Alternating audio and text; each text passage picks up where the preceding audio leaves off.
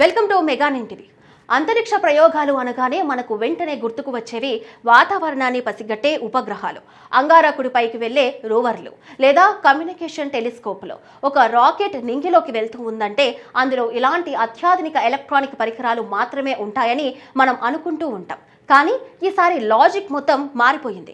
ఒక భారతీయ రాకెట్ కేవలం శాటిలైట్స్ ను మాత్రమే కాకుండా ఏకంగా స్వచ్ఛమైన వజ్రాలను, 18 క్యారెట్ల బంగారాన్ని మోసుకుంటూ అంతరిక్షంలో అనంతమైన చీకట్లోకి ప్రయాణించబోతుంది. హాలీవుడ్ సైన్స్ ఫిక్షన్ సినిమాలను తలపించే ఈ అద్భుతం ఇప్పుడు మన ఆంధ్రప్రదేశ్లోని శ్రీహరికోట వేదికగా జరగబోతుందని ఒక మైండ్ బ్లోయింగ్ న్యూస్ బయటకు వచ్చింది.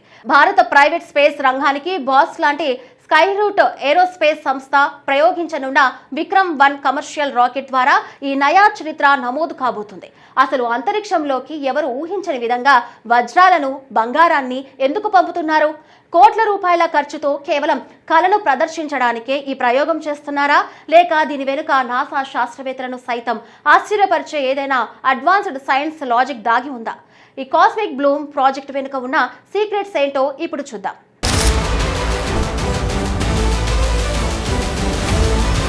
ఈ విక్రమ్-1 రాకెట్ లో నింగిలోకి వెళ్తున్న అత్యంత ఆకర్షణీయమైన పేలోడ్ పేరు కాస్మిక్ బ్లూ.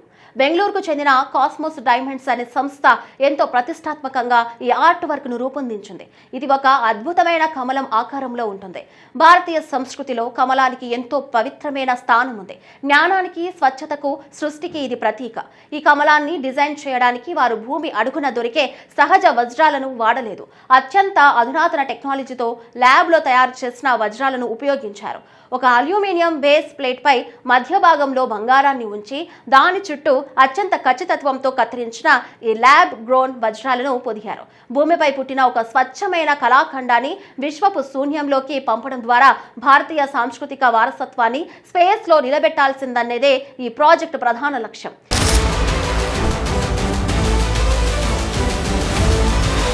ఈ రాకెట్ లో వెళ్తున్నది వజ్రాల కమలం మాత్రమే కాదు, మన మైండ్ బ్లాక్ చేసే మరొక కళాఖండం కూడా ఉంది. అదే మైక్రో ఆర్ట్.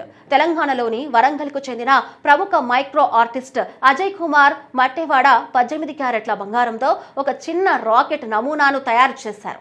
ఆ రాకెట్ లోపల మన దేశ సైన్స్ రంగాన్ని మార్చేసిన 3 మహా శాస్త్రవేత్తల విగ్రహాలు చెక్కారు.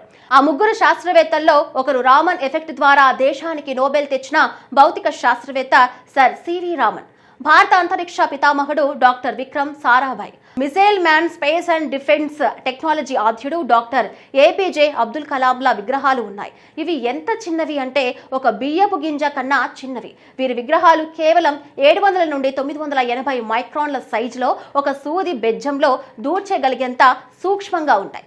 భూతద్దం పెట్టి చూస్తే తప్ప కంటికి కనిపించని ఈ అద్భుతమైన బంగారు రాకెట్ ను ఇప్పుడు నిజాం రాకెట్ ద్వారా స్పేస్ లోకి పంపబోతున్నారు. ఇది నిజంగా మన సైంటిస్టులకు ఇచ్చే ఒక ఎపిక్ ట్రిబ్యూట్ అని చెప్పాలి.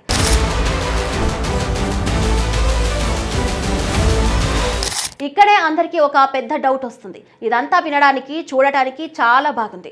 కానీ లక్షలాది రూపాయల ఖర్చుతో స్పేస్ లోకి వజ్రాలను, బంగారాన్ని ఎందుకు పంపాలి?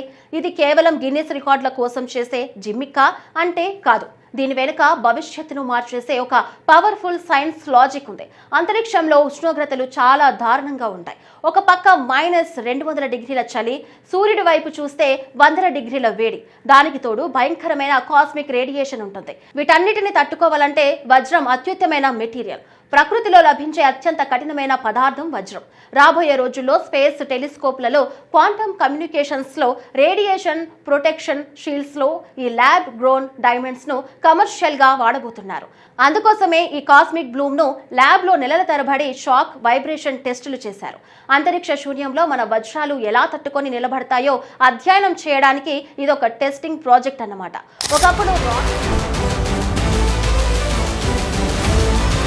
ఒకప్పుడు రాకెట్ ప్రయోగం అంటే అది కేవలం ఇస్రోకి మాత్రమే సాధ్యం అనుకునే వాళ్ళం.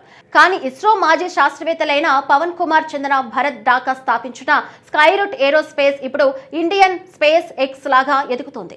ఇప్పటికే విక్రమ్-S అనే దేశపు తొలి ప్రైవేట్ రాకెట్ ను సక్సెస్ఫుల్ గా ప్రయోగించిన స్కైరూట్ ఇప్పుడు పూర్తిగా కమర్షియల్ శాటిలైట్స్ ను కక్షలోకి తీసుకెళ్లే ఈ విక్రమ్-1 ప్రయోగానికి సిద్ధమైంది. ఈ ప్రాజెక్ట్ తో భారత ప్రపంచానికి ఒక మెసేజ్ ఇవ్వబోతుంది.